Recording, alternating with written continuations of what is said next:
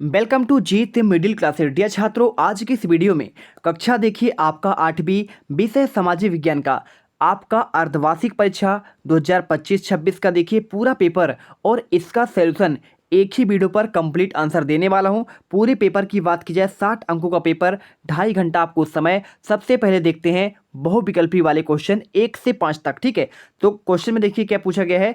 यहाँ पे आपका जो पहला क्वेश्चन है, झूम खेती में बीज बोने के तरीकों को क्या कहते हैं। अब देखिए आपके 4 ऑप्शन दिए गए हैं। पहला ऑप्शन दिया है गड़ाना, दूसरा छितराना फिर बिखेरना, तीसरा सीड ड्रिल या फिर देखिए आपका बुवाई करना। तो आपको देखिए झूम खेती जो आपका होता है, यहाँ पे ये आदिवासी लोग करते हैं जो जंगल में निवास करते हैं। इनका आंसर आपको बी नंबर करना है, छितराना या फिर आपका बिखेरना। दूसरा क्वेश्चन देखिए ध्यान से, यहाँ पे उद्यान कृषि का आपका अर्थ क्या है। क्या देखिए आपका गेहूं होता है, आदिम कृषि होता है, फलों और सब्जियों का उगाना या फिर आपका देखिए सोयाबीन उगाना। देखिए सिंपल सी आंसर है। आपको यहाँ पे जो उद्यान कृषि का आंसर की बात करें तो आप जानते हैं इसके अंतर्गत हम देखिए फलों और सब्जियों को उगाते हैं। ठीक है, ये उत्तर आपको याद कर लेना है और एक एक क्वेश्चन आपको घोलकर पी जाना है, क्योंकि यही क्वेश्चन आपको जो है एग्जाम में देखने को मिलेंगे। इसके बाद देखिए चावल का प्रमुख उत्पादक देश कौन सा है। भारत है, चीन है, कोलंबिया है या फिर देखिए आपका अमेरिका है। तो आपको आंसर क्या करना है, देखिए तीसरे का आंसर आपको जो करना है, यहाँ पे आपका देखिए सबसे प्रमुख आपका होता है चीन। चीन के बाद आपका चावल उत्पादन में भारत आता है और गेहूं में सबसे पहले अमेरिका आता है, दूसरे में यहाँ पे देखिए हमारा भारत आता है। चलिए इसके बाद हमारे देश की किन नदियों के उपजाऊ मैदान घने आपके बने हुए। देखिए आपका है ब्यास और सतलुज के बीच या फिर गंगा और ब्रह्मपुत्र के बीच, नर्मदा और आपका ताप्ती के बीच, ये आपका मध्य प्रदेश में होता है। और सबसे ज़्यादा भाग आपका गंगा और ब्रह्मपुत्र का देखिए यहाँ पर, और गंगा और यमुना ये आपका उत्तर प्रदेश में आता है। तो बोला है कि भाई किन नदियों के उपजाऊ मैदान में घने बसे हुए हैं। तो आप देखिए जानते हैं कि सबसे ज़्यादा आपका जो बसाहट है वो गंगा और आपका ब्रह्मपुत्र में है। ठीक है, तो आप आंसर बी नंबर करिए। तीसरा देखिए, लोग सदैव पर्वतों और पठारों की तुलना में मैदानी भागों में रहना पसंद करते हैं। यह खेती और विनिर्माण के लिए उपयुक्त है। यह क्षेत्र अत्यधिक गर्म है और यह क्षेत्र विरल जनसंख्या वाले होते हैं और यह क्षेत्र प्राकृतिक सुंदरता से आपका भरपूर है। ठीक है, चलिए तो हम अगर मैं इसमें आंसर की बात करूं तो आपका देखिए सबसे पहले आपको इसके आंसर की बात करें तो आपका पहला नंबर बिल्कुल करेक्ट होगा। यह खेती और विनिर्माण के लिए उपयुक्त है, इसलिए देखिए यहाँ पर लोग ज़्यादा रहना पसंद करते हैं। अब आपका सही जो आपका आता है रिक्सान वाले क्वेश्चन 6 से आपके 10 तक के। देखिए सन 1791 में बनारस में कॉलेज की स्थापना हुई। तो आप जानते हैं क्या, आपका यहाँ पे हो जाएगा संस्कृत कॉलेज की स्थापना हुई थी। ठीक है, इसमें आंसर हो जाएगा। सातवां देखिए, राष्ट्रीय उद्यान एक डैश डैश क्षेत्र है। तो आपको आंसर देखिए यहाँ पे आपका संरक्षित क्षेत्र है। ठीक है, आपको आंसर करना है। आठवां, रोपण कृषि का आपका कौन सा एक प्रकार है। आपको इसमें देखिए करना है आपका व्यावसायिक कृषि का एक प्रकार होता है। नौवां देखिए, संयुक्त राज्य अमेरिका में किस किसान किसान एक डैश डैश की तरह काम करते हैं। तो आपका 9 का आंसर देखिए, आपको इसमें जो आंसर हो जाएगा ये आपका हो जाएगा उद्योगपति की तरह काम करते हैं। ठीक है, इसके बाद 10वां, धातुओं को उसके अयस्कों द्वारा गलनांक बिंदु से अधिक तपाकर निष्कर्षित किया जाता है, इस प्रक्रिया को कहते हैं। तो आपको देखिए आपको इसमें स्मेल्टिंग कहते हैं, यानी पिघालना। ठीक है, आपको यहाँ पे आंसर हो जाएगा। चलिए आपको सभी के आंसर आपको लिखित प्रोवाइड करा देते हैं। तो देखिए आपको आंसर 6 का आपको यहाँ पे बनारस आपका संस्कृत कॉलेज की बात कर रहा है, इसमें आपका संरक्षित क्षेत्र हो जाएगा और यहाँ पे आपका कृषि और ये देखिए आप ये आपका, और इसमें उद्योगपति, और 9 में 10 में आपको देखिए आपको पिघालना और आपका स्मेल्टिंग। ठीक है, ये कहला जाएगा। अब इसके बाद जो क्वेश्चन आता है, देखिए क्वेश्चन आपका आता है अति लघुत्तरी क्वेश्चन। इसमें क्या दिया गया है, ये आपके 2 अंक वाले हैं। ठीक है, तो यहाँ पे महुआ क्या है आपको बताना है।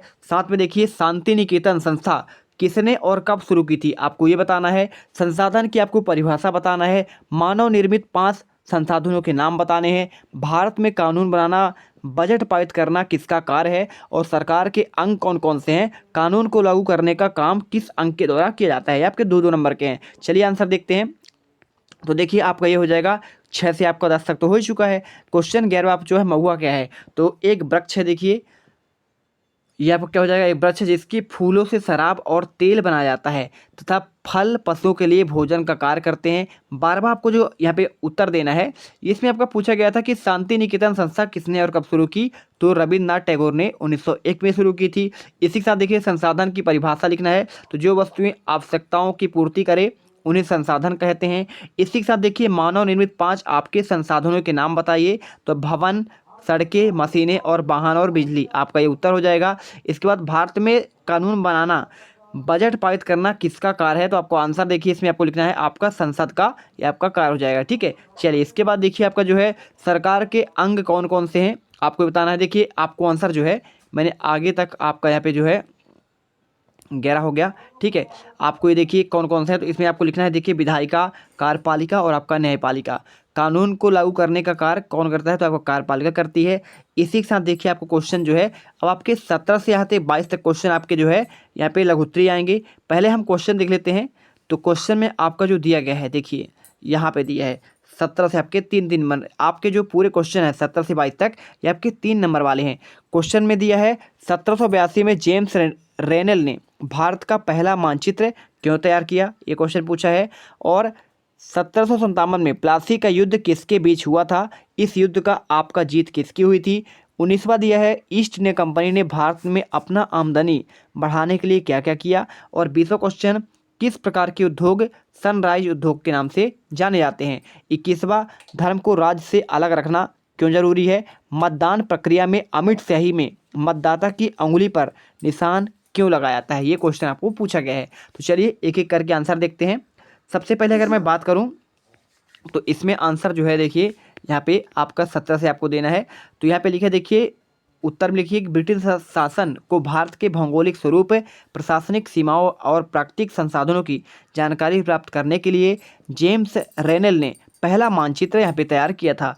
इसी के साथ देखिए 18वां 1757 में प्लासी का युद्ध किसके बीच हुआ? तो देखिए आपको ये आपका बंगाल के नवाब और सिराजुद्दीन दौला के बीच में होता, आपको ये उत्तर याद रखना है आंसर। ठीक है, इसके बाद देखिए 19वां ईस्ट इंडिया कंपनी ने भारत में अपनी आमदनी बढ़ाने के लिए क्या क्या किया? तो आपको यहाँ पे जो है भूमि कर वसूली प्रक्रिया लागू की, कृषि उपज दर बढ़ाया और व्यापार में एकाधिकार स्थापित किया। आपको ये उत्तर लिखना है। ठीक है, क्वेश्चन 20 पर देखिए किस प्रकार के उद्योग सनराइज उद्योग के नाम से जाने जाते हैं? तो देखिए जो उद्योग तीव्र गति से विकसित हो रहे हैं जैसे सूचना प्रौद्योगिकी, जैव प्रौद्योगिकी और आपका सौर ऊर्जा उद्योग, ये आपको जो है देखिए सनराइज उद्योग के अंतर्गत आते हैं। और 21वां देखिए धर्म को राज्य से अलग रखना क्यों जरूरी है?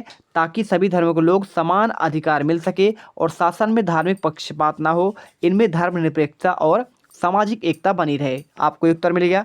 इसके बाद देखिए 22वां मतदान प्रक्रिया में अमिट स्याही से आपका इसमें क्यों आपका मतदाता की उंगली में लगाया जाता है? ताकि कोई व्यक्ति दोबारा मतदान ना कर सके, इसलिए आपका एक अमिट स्याही का उपयोग करते हैं। ठीक है, चलिए अब इसके बाद देखिए क्वेश्चन आपको आता है यहाँ पे। क्वेश्चन हम 23 से आपके आगे के क्वेश्चन देखते हैं। यहाँ पे आपको दीर्घ उत्तरी वाले क्वेश्चन है, ये आपको 5-5 अंक के सभी क्वेश्चन है। देखिए तो 1857 के विद्रोह के फलस्वरूप अंग्रेजों ने नीतियों में क्या क्या बदलाव किए और विश्व में कौन कौन से जल की कमी समस्या वाले आपको सामना कर रहे हैं, कौन कौन से आपका देखिए प्रदेश की बात कर रहा है, और हमें कितने मौलिक अधिकार प्राप्त हुए हैं, किसी एक का वर्णन करना है। 26वां देखिए फौजदारी और दीवानी कानून में उदाहरण सहित आपको उत्तर लिखना है। अगर मैं इसमें आंसर की बात करूँ तो देखिए आपको उत्तर यहाँ मिल जाएगा। तो आपको जो है क्वेश्चन का देखना है आंसर 23वां। तो ये देखिए आपको यहाँ पे जो आंसर लिखना है ईस्ट इंडिया कंपनी का शासन समाप्त कर भारत को ब्रिटिश राज्य के अधीन कर दिया, वायसराय की नियुक्ति की गई और भारतीय को राजनीति सरकारी नौकरियों में सीमित भागीदारी आपको दी गई। ठीक है, चौथा देखिए आपको रियासतों की नीति में बदलाव, डॉक्ट्रिन ऑफ लैप्स की समाप्त की गई थी। ठीक है, आपको यहाँ पे हड़प नीति की बात कर रहा है। ये आपका जो डॉक्ट्रिन ऑफ लैप्स है इसे हड़प नीति के नाम से इसे समाप्त किया गया और भारतीयों को धार्मिक मामलों में दखल न देने की नीति को अपनाई गई।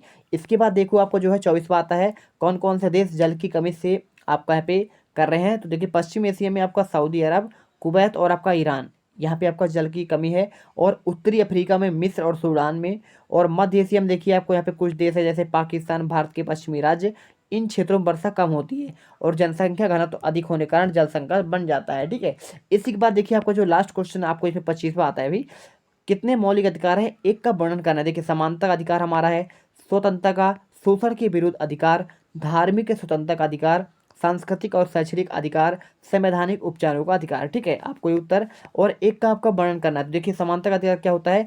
सभी नागरिक कानून के समक्ष आपके समान है, किसी के साथ जाति, धर्म, लिंग और जन्म स्थान के आधार पर भेदभाव नहीं किया जा सकता है। आपको ये उत्तर लिखना था। इसके बाद देखो आपका 26वां फौजदारी और दीवानी कानून में उदाहरण सहित आपको अंतर स्पष्ट करना है। तो आपको देखिए इसमें अर्थ जो है अपराध या कानून के उल्लंघन में संबंधित था।